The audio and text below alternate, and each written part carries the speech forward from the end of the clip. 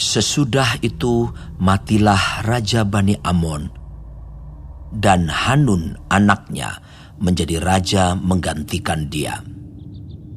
Lalu berkatalah Daud, "Aku akan menunjukkan persahabatan kepada Hanun bin Nahas, sama seperti ayahnya telah menunjukkan persahabatan kepadaku."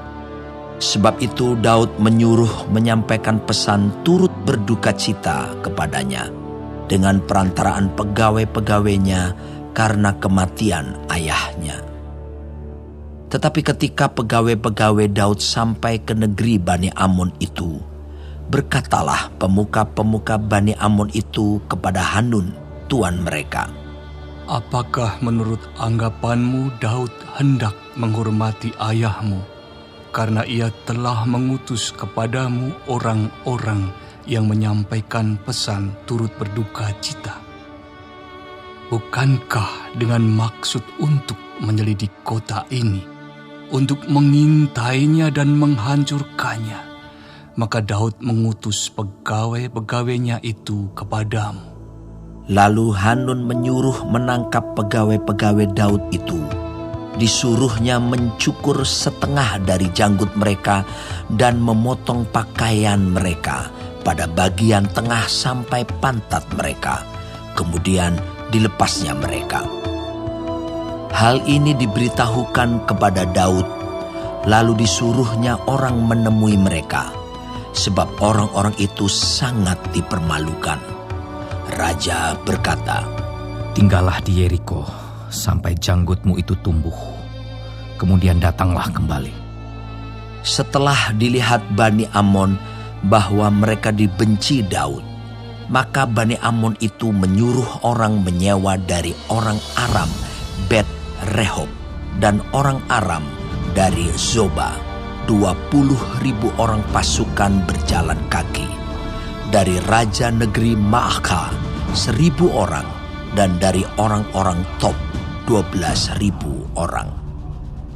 Ketika Daud mendengar hal itu, disuruhnyalah Yoab maju dengan segenap pasukan pahlawan. Lalu Bani Amon maju, diaturnya barisan perangnya di depan pintu gerbang, sedang orang Aram dari Zoba dan dari Rehob dan orang-orang Top dan Maaka ada tersendiri di padang. Ketika Yoab melihat bahwa serangan itu mengancam dia dari depan dan dari belakang, maka dipilihnyalah sebagian dari orang pilihan Israel. Lalu ia mengatur barisan mereka berhadapan dengan orang Aram itu. Selebihnya dari rakyat itu ditempatkannya di bawah pimpinan Abisai, adiknya, yang mengatur barisan mereka berhadapan dengan Bani Amon itu. Lalu berkatalah Yoab, "Jika orang Aram itu lebih kuat daripadaku, maka haruslah engkau menolong aku. Tetapi jika Bani Amon itu lebih kuat daripadamu, maka aku akan datang menolong engkau.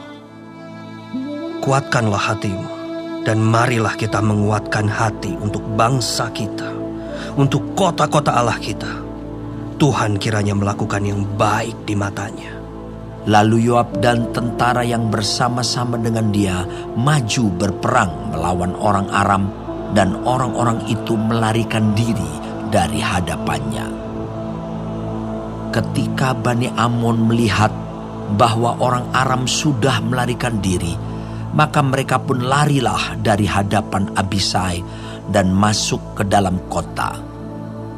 Sesudah itu pulanglah Yoab setelah memerangi Bani Amon, dan sampailah ia ke Yerusalem. Ketika orang Aram melihat bahwa mereka telah terpukul kalah oleh orang Israel, maka berkumpullah mereka bersama-sama. Juga Hadadeser menyuruh orang Aram yang di seberang sungai Efrat maju berperang. Mereka sampai ke Helam di bawah pimpinan Sobah, panglima tentara Hadadeser. Setelah hal itu diberitahukan kepada Daud, maka dikumpulkannya seluruh orang Israel, diseberanginya sungai Yordan, lalu sampai ke Helam. orang Aram mengatur barisannya berhadapan dengan Daud dan bertempur melawan dia.